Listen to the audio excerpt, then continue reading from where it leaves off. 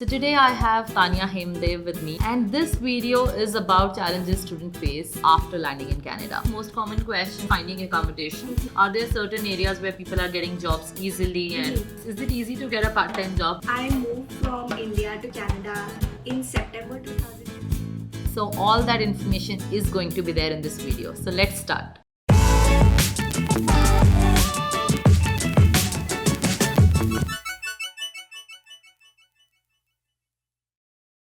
Hello all, this is Damini, co-founder of VMX Scholars. I welcome you to yet another episode of our series Discover Study Abroad. So today I have Tania Hemdev with me, who is a fellow YouTuber. She makes videos on life and working in Canada and the different aspects. So me and Tania, we have collaborated and we have come up with this video on challenges students face before landing in Canada and after landing in Canada. So the first part, the before challenges, are on Tania's channel. So do go and check that video out. And this video is about challenges students face after landing in Canada. So Tania had been a student in Canada. She went in 2019 to Humber College, and then she's currently working there in the advertising industry. So she has a lot of experiences to share. So I'm going to ask her about finding accommodation, opening bank account, getting a part-time job, getting a full-time job after graduating. So all that information is going to be there in this video. So let's start. So hi Tania, thanks a lot for taking out time on a Sunday and participate with me in this collab. So guys, as I mentioned, we are doing the second half of the session, which is challenges students face after they land in Canada. And Tania is the rightmost person to talk about that because she's already in Canada for more than a year. 2 years, Tania, or is it 1 year? It's going to be almost 3 years now. Okay, It's been 3 years, a yeah. while. Yeah. Okay, so Tanya, before we start, can you probably briefly introduce yourself for our viewers? Yeah, sure.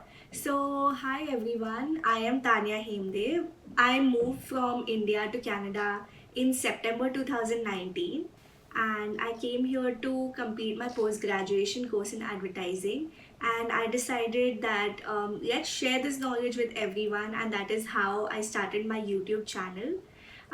It has a following of 50,000 now, so we are a huge family. And I make informative videos about how to move in Canada, the difficulties that we face as students in Canada, and how would your life in Canada be easier. So if you want to know all of these things, then you should probably check out my channel. And we're going to be talking about the difficulties that students usually face when they land in Canada. Yeah. So, Tanya, I am sure you must be familiar with a lot of those. I'm gonna ask you the questions which I get to hear the most and the comments on my channel. So, in terms of challenges, I think the most common question I get is about finding accommodation. I think probably that's the second most common. I'll come to the most common one. So I think that's the immediate thing when people are flying from India. I think they're very concerned where they're gonna stay, and it has to be cheaper also, right? So how do what are some of the tips you would like to share with the viewers, helping them finding accommodation? So, finding accommodation, in fact, I feel it is something that you should not keep for when you land in Canada. It should be something you do way before that. So, mostly what students usually do is that before landing, when they book their flight tickets and they have like a month left to fly, they already start looking for accommodations and plan their stay before even arriving, because you're in a new country. And since the time that you land is so competitive, because it's going to be a major college intake and there are going to be so many other college students, so properties are going to sell, or they're going to like go on lease so fast that by the time you respond, the person is going to be like, oh, this is already sold out, some other student took it. So you can't take that chance. You cannot keep it to when you reach Canada. You have to do it from back home. I really like using some websites like Kijiji, Facebook Marketplace. These two are my go-to when I want to look for properties to rent in Canada. Another tip would be that if you're unsure, because a lot of times pictures can be deceptive, and you see that the property looks amazing, but when you actually go and see it like personally, it's not that great, and the photos were like 5 years old, or it could be anything. So, what usually I suggest is that you book maybe a 10-15 day Airbnb when you land here. So, you do the prior booking for that. Once you land, as soon as you come here, you start looking for places near your college or the area where you want to stay. So, that way you don't risk paying for a long term facility and realizing that this is not good enough for you. You can actually personally go and see it. So, that's another option too, but definitely accommodation should not be taken lightly. It is a very big part of your stay in Canada, and I had a terrible accommodation when I moved initially.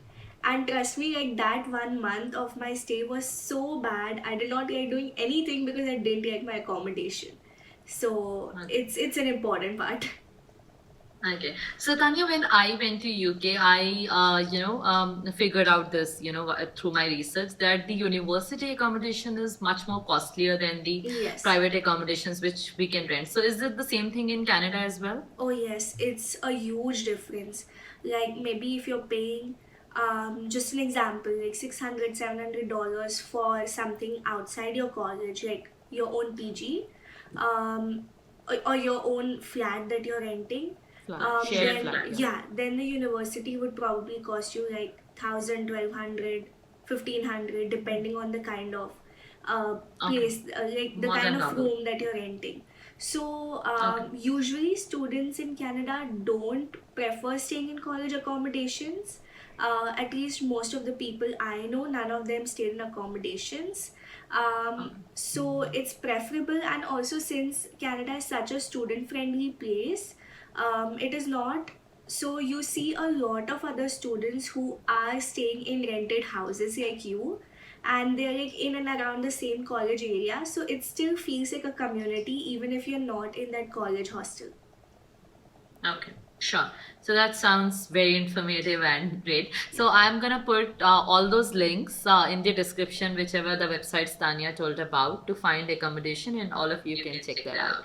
So Tanya, my next question, again, this is not a very commonly asked question, but I think that's the next step. So when people land in Canada, the first thing is accommodation, and after that, setting up their bank account, because so that they can start using the money from GIC account, right? Right. So is that a very difficult process, or can you share some tips on that as well? So once you set up your GIC, again your GIC is done back from India. You already transfer your funds, and then once you reach here, it's actually not very difficult. In now, like in this online world, you don't really even have to go to the bank.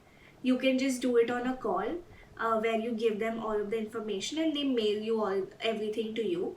But even if you go to the bank, it's as good as you show all of your documents to them, you give them the information that they need, and they issue you the debit card right away. And the credit card takes some time, but it's not that difficult. Okay. So I mean, if I am a student, let's say coming to Canada, I probably should carry cash for like 2-3 days. Is that enough? I mean, is that time enough to open bank Um, account and set that whole thing up, or should I carry, much more cash for at least a week or Maybe, so? let's say like around a week, because Okay. sometimes what happens is that these banks are so overwhelmed with students coming in and all of these things, so it's difficult to get appointments. So Okay. once you get an appointment, the process is pretty easy, but once you land and then you settle up all of those things, Yeah. and now like we don't even know, rules keep changing, they might tell people to quarantine for a few days, so you need to have like some extra money in your hand. Yeah, true. Okay, so now coming to the last most important Yeah. bit, that is about part-time jobs. So, what are some of the tips? Is it easy to get a part-time job? That is my first question. If it is not easy, what are some of the tips which can make it easy for students to get a part-time job? It's not that difficult, to be honest. Canada, especially like student cities like Toronto, are so used to having students approach them for part-time jobs. It's a very common thing, and they do hire a lot of students. It's just that it takes a few weeks of hard work where you're like going to every place and applying. So at that point, my tip would be don't lose hope, because you might feel like, oh, there's nothing coming out of it, but you will get the part time job. it's just a lot of hunting and just 1 or 2 weeks of hard work where you're just like looking for places and asking each and every person, each and every shop around you to hire you. But once you get it, it's again like it's not easy, but it's what every international student does, and that's what again makes you feel like you are all in this together. You see your classmates doing the same thing, working hard. So again, it's like a community, and it gets better. Like you get used to it. Initially, like standing for 5-6 hours used to be a big struggle for me because we're not used to that, right? Like serving customers and all of these things. So I was a cashier. So I had to like just stand and serve customers, keep smiling all the time, and initially we didn't even have masks, so I had to be smiling. So Yeah. so like it does, you find it difficult initially because you're not used to those things in your home country, but it helps you grow, and it is a really great experience. So whoever's coming abroad, they really should try a part-time job because it helps you grow as a person. Yeah. Sure. So, Tanya, I'm gonna come back to you with another question on full-time job. But Yeah. before that, in this student journey, first comes the accommodation, then comes the account opening and part-time job. I think there is one challenge which I want to add there, which I have seen people, experiencing after they land in Canada is with their loan disbursement. So, if they have taken a loan, from the bank, and sometimes it happens they are there and they are requiring, let's say, the next semester fee payment, or probably they're in the second year and they're requiring the living expenses disbursement. So I think sometimes it becomes a little challenging for these students, because the timing difference, right? I mean, it's 12 hours gap, so if they have to call the bank, they can't do it. They probably have to get up in the midnight and call the bank in India to make sure they're working at that time. So I think at that point in time is also we make scholars financial officer who will be assigned to them for help throughout the loan, I think comes in very handy. So they can just call the person and say, or email them saying that I'm facing issue with disbursement. So you don't have to probably follow up with the lender. The student doesn't have to follow up with the lender, and the financial officer will sort it out in the Indian working hours and probably revert to you over the email saying that, hey, your disbursement will be done at this point in time, and with an update. Yeah, so I think that is another challenge which I've seen students facing, and I think probably it can be solved if they're applying for their loan via We Make Scholars. Yeah. Yeah, for sure. Like, So Tanya, time coming zones is a real problem when you move abroad. Yeah, so I mean, you need money timely, right? So I think Yes. that's Yeah. important. Yeah. So Tanya, now the last question. So I think it is good that people are sorting everything and they're getting a part-time job. They're able to live with those funds. But what happens after they complete their studies? I mean, getting a full-time job, because you're already working in Canada. So I want to hear from you. Is it easy? Is it tough? If what kind of changes students, or what kind of tips students can follow to make sure that they get it easily or they get it smoothly. Right. So what is your opinion on that? So, finding a full time job is a little more tough compared to a part time job, because when you're finding a part time job, they don't really look at your qualifications, they just want your availability to match with them. Whereas, in a full time job, they really like scrutinize your profile, they check your resume, they interview you, so it's a little more difficult. Now, in Canada, one thing that really matters and one thing that they all keep asking is what is your Canadian experience? Because you might have like 3 or 4 years experience back home, but the Canadian market is very different, and the Canadian way of functioning, way of working is very different compared to your home country. So that's the one thing that they keep asking. Now, we don't have any of that, so that could be a challenge while looking for a job. One way to tackle it is that look for courses that have co-op. So co-op is basically an internship. So what happens is that you do an internship, and finding an internship is a little easier compared to a full-time job because there's less at stake for the employer.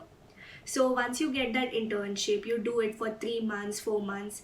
So that is what you add in the resume. And then you can go around looking for a job saying, look, I have this Canadian experience and I know how your industry works. And then you become a little more employable. So that's one thing that could be done. Again, like getting a full-time job could take months. It's not a matter of weeks now. It's like you do take a few months, especially when you're fresh out of college. So I would say that you start applying 1 or 2 months before you know you're going to graduate, so that you have enough time for them to take your interviews and hire you, and then when you graduate you can start working right away. Okay, that sounds Yeah. important and informative. Yeah. So Tanya, I mean, is there any sector specific thing? Because you have done a course which is, I think, little offbeat. So, Yes. is it a probably you can talk about your sector and also from your friends' experience. So, are there certain areas where people are getting jobs easily, and there are certain areas where people are getting it, with much more difficulty? So, can you talk a little bit on that? Right.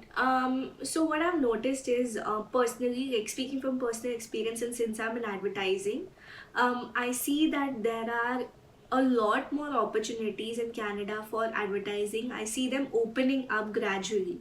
So it's a growing field, and right now it's a good field to be in because there are a lot of job opportunities.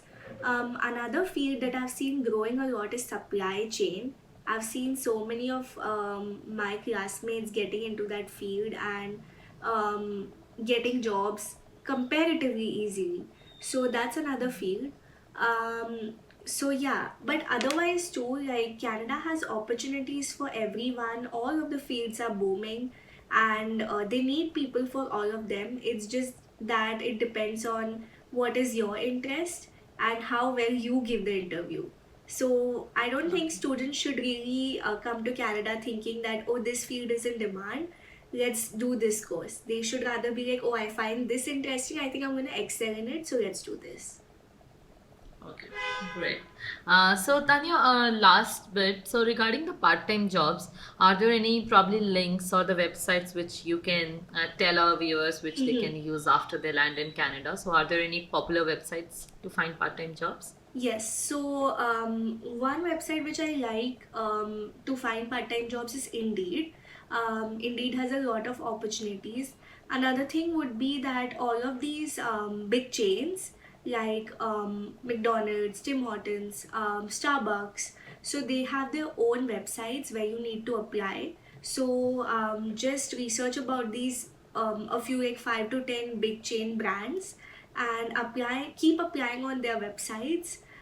Usually all of most of the big companies have their own websites, but my personal opinion is that you go personally to the store and apply right then. I feel like that worked much more for me compared Effective. to, yeah, compared to doing it online, because it's face to face. You meet the manager. If they need a job, they're gonna give it to you right away because you're in person. They're not gonna In go this. online and like look for resumes. So Got it. Got it. yeah, Yeah, personally, and what about yeah. full-time jobs? Are there any links for that? Full-time Full-time jobs, I personally really like LinkedIn. Indeed is good too, Okay. but my favorite is LinkedIn. LinkedIn because there again you can personally connect with employers. Okay, sure. So, very informative video, Tanya. I think it's gonna be very helpful for people. So, I generally, talk about scholarships and funding, loans before they land in Canada. But I think you have covered deeply into like the bits which are after they land in Canada. So, thank you so much, Tanya, for taking our time. Thanks again, and I'm gonna put all those links in the description, and we are all gonna check it out. Again, I'm repeating, there is another video which is challenges students face before they land in Canada, and that is on Tanya's channel. So please go and check that out and subscribe to her channel as well. Yeah. So thank you. Bye, Tanya. Bye. So, guys, to conclude this session, I would like to remind you again that this is the second half of the video which me and Tanya we have shot together. The first part on challenges students face before landing in Canada is on Tanya's channel, so do check that out and subscribe to her channel. And this is the second half which you just watched. Now, me and Tanya we are also collaborating to do an Instagram live to take the questions on both of these topics which we covered on both the channels. So do check out the video description for the Instagram live details. Don't forget to subscribe and click on the bell icon to never miss any updates from us.